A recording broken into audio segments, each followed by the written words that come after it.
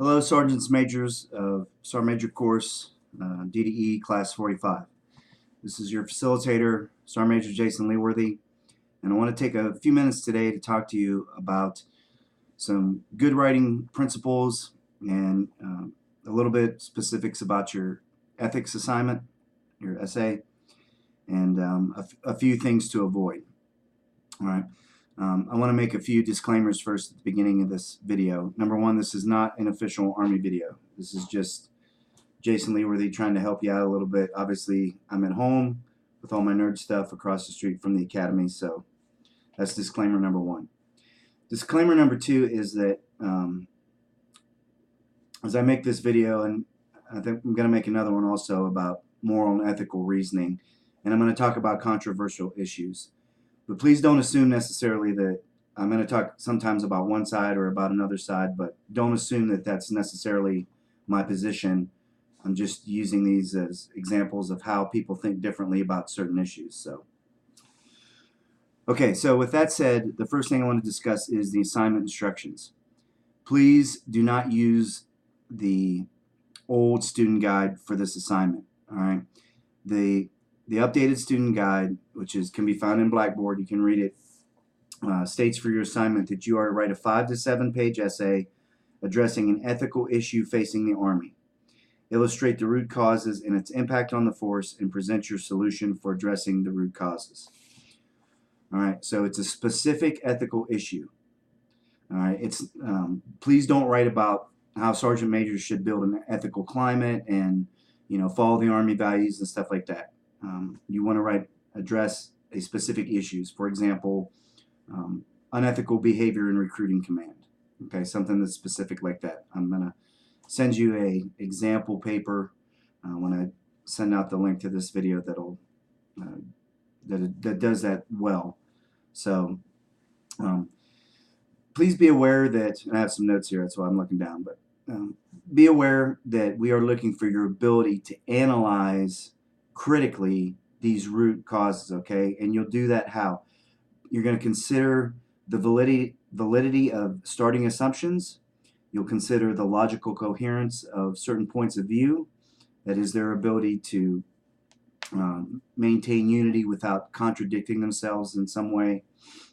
The viability of practical application. Okay, here's our theory. Can you really live it out? Can it be executed in the Army? Why or why not? And then the subsequent impact that a decision like that would have on soldiers, your organizations, and the Army as a whole. So I'm going to talk now about what some basic principles of just good writing in general. So these are, like I said, applicable probably both to your capstone and your ethics essay. So first I'm going to say these are a few things that you want to avoid when you write your papers, both of them. All right. Okay, number one, both your ethics essay and your capstone are research papers. All right, they're not your personal experience papers.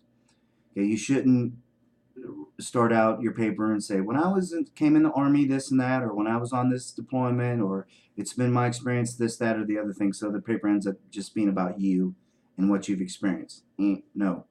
Okay, you have to dig in, do good academic research with scholarly sources from professionals in a certain field of study. If you're going to write about alcohol abuse in the Army, then you have to have research, not blogs and websites and Wikipedia. No kidding, scholarly academic sources that you're using. All right, your research also can't just be Army regulations. Army regulations so and so says this and this and that. That's not what we're looking for. You can use, I'm not saying don't use them, but you need to have about 3 or 4 primary academic sources for your papers. All right. You can have more, but you should have at least that many. Okay. Also, don't write something about something that is just specific to your unit, your organization. Okay, it needs to be something that is like to a regional command, like the recruiting command, or maybe your state, National Guard, or the Army as a whole. So that's point number one. Point number two, don't write about something that's very generic, like sergeant majors need to build ethical climates. Okay, that's too broad. And then, well, we need to follow the Army values and this and that. You're not really doing research then. You're just kind of broadly stroking a topic. You need to address a specific issue in the Army. All right, that leads me to point number 3, which is don't just make your paper a regurgitation of Army regulations, or you're just basically affirming what the Army already says. There's no real analysis, no real critical thinking when you're doing things like that. So avoid doing that, and you'll be on the right track. All right, point number 4, and now we're into the general guidelines here. Okay, your paper length is relatively short. Okay, 5 to 7 pages for the ethics essay, 8 to 10 for the capstone. So be concise. Don't fill the paper with just a bunch of words that don't directly have to do with your points of argument. Okay, if you're going to start talking about soldiers, one of the root causes for alcohol abuse in the Army is this, then just talk about that. Don't insert a bunch of random statements and things like that. Okay, I've read too many papers that are just like a series of unconnected thoughts jumbled together. Okay. Next one is good research. When you are addressing an issue, you don't necessarily, as you start your research, you don't have to already have a set point of view. You can, but for example, real quick, transgenderism. It was, not allowed for a long time. Then 2016, they said yes. Now they're reconsidering again. So you can look through and do your research. As you're doing your initial research, you don't have to have a fixed dogmatic view one way or the other. But by the time you're done with your research, you should have come to a view that one position is better than another, and so that becomes your thesis that you're going to argue in your paper. All right, let's see. Also, when you're writing your paper, you can kind of look at both sides of it as you go through and work through. I'll talk about this some more in the next video about moral and ethical reasoning, but you can argue for one side or another, or maybe you want to argue for a more moderate position that's kind of a compromise between the two. You can do that on some issues. Everything doesn't always have to be mutually exclusive one way or the other, and that's it. So keep that in mind. Okay. Next point, including data. Don't make broad sweeping generalizations without research to back your claim. Okay, if you're going to try to show a trend that this is a specific problem in the Army, then you have to have enough data to reasonably conclude that yes, this is a problem for the Army. Okay, sharp. There's plenty of data to show that this is a problem in the Army, and that's why the Army has recognized it as such and has developed a significant campaign against all those type of behaviors and stuff like that. So, but if you're going to argue something that is specific to your National Guard state, then you have to have enough data to support that. And please don't make broad sweeping claims without any evidence. Like very generic statements like all NCOs are disgruntled, or every recruiter is unethical at one time or another. Okay, well, how do you know that? Those claims are kind of broad. Again, if you're going to show trend, you have to have good research data, support evidence to support your position that it is in fact a problem, and that the claims that you're making, you can conclude reasonably that this is indeed a problem based on all this evidence. Okay. Next point. Know your subject and the purpose and scope of your paper. Now, the shorter your paper, the more narrow your topic needs to be. Okay, you can't write about readiness. Readiness is a huge topic, or lethality in the Army. Way too big. You have to be specific for shorter papers. If you have a longer paper, you can write more, but and also Okay, for the ethics paper specifically, you have to keep your topic in mind. Ethics is about morality, is about things that are morally right and wrong, not morale. Okay, those are morality and moral and morale are two different issues. Okay, having enough, potatoes at the DFAC is not a moral issue. Or not having enough, diversity of, food in the DFAC is not a moral issue. It's a morale issue maybe, but not a moral issue. Okay, same things like the Army Combat Fitness Test. It's not really a moral issue. Old sergeant majors like us may say, "Oh, it's not. I can't do it. It's too hard," or it's not really, um, it's not hard enough, or this or that. Those aren't really moral issues. Okay, so please avoid topics like that for your ethics paper, particularly. Um, Again, I'll talk more about that later. But okay, next is your thesis. Your thesis should be very clear to your reader, and they should know exactly what you're going to talk about in the paper. You should come at the end of your introduction, and it's boom, it's right there. It grabs the reader. Okay, I'm going to argue for this based on X, Y, and Z, and X, Y, and Z are your points of argument for your position. All right. Okay, the introduction. Your introduction needs to briefly introduce the reader to the problem. Specifically for the ethics paper, I recommend that you have about 1 page that's your introduction that gives the pertinent facts, definitions, and explanations of, if you have to do any of that stuff, to let the reader what something is or is not, then do that in your introduction and then get right to your points of argument.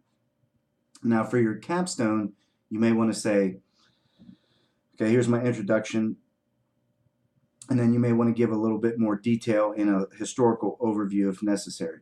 But again, be concise. For example, if you're going to write about homosexuality, the Army has changed its position on homosexual marriage, okay, since I came in the Army. So you can go back and say, hey, prior to the 1990s, this was the Army's position, and then in the 90s, the Army had Don't Ask, Don't Tell, and then in 2015 or 2016, or whatever year it was, the Army accepted homosexual marriage. You don't need to go back 2,000 years and talk about World War II and all way back then. Just stay relevant, stay concise. Just give the reader the information they need to know to have, okay, I can understand this, I can understand where you're at and where you're going for that. So,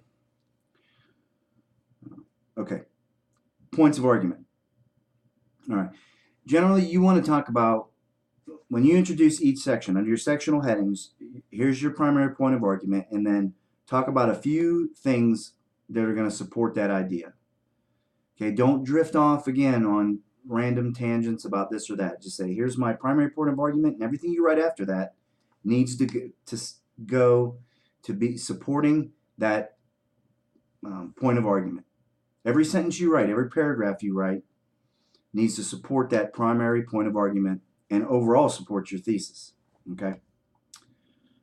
And I would say put your main point up front with the controlling idea of the paragraph, then write that, then transition. If you have a couple, minor supporting points, transition, point number 1 is this, point blah, blah, blah, blah, and then transition. My second point of argument is this, da, da, da, da, and there you go. And generally your whole paper should flow like that and should just transition from one thought to another that's showing the connectivity of your ideas and how it overall supports your thesis. Okay, personal anecdotes and examples. I mentioned this already. Keep those to absolute minimum.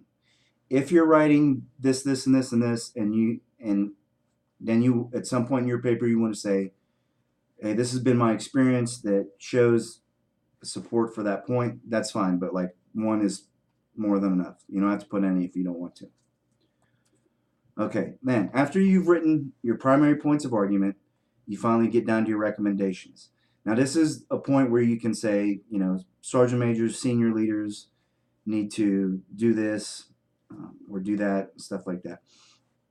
How can we address this problem? Here's some very specific ways that you can achieve reasonably. You know, that there's no kidding. This is what we can do to help this problem out, or help you know, resolve the issue. Okay, then your conclusion. Recap your main points. Don't introduce new ideas in your conclusion. You know, reiterate your thesis, review the paper, and wrap it up. Okay, and sources. Okay, and finally, APA format.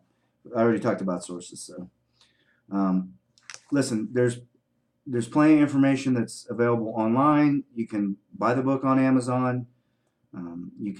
There's information in the course about correct format. When I open up a paper and it's got no running head and it's got no sectional, you know, headings, and it's different font, and your references are, you know, just junk, then right off the bat I go, oh, here we go. It's not going to be good, because, you know, if you can't get the most, you know, that's just following a format that's already provided for you. So when we grade papers and they're way off on the formatting, we tend to cringe right off the bat. So make sure the formatting is correct. You've written a couple papers already, so you should have hopefully have a good idea about that. Okay, that's it for now. A little bit long on this. Like I said, in a few days, and I'll do one that gets more specifically into the ethics paper, moral and ethical reasoning, and really how to do some analysis, good analysis at the very root level of ideas, and then some of the ways folks argue about things like that. So I hope this is helpful, and please, if you have any questions, let me know. Thanks. Bye.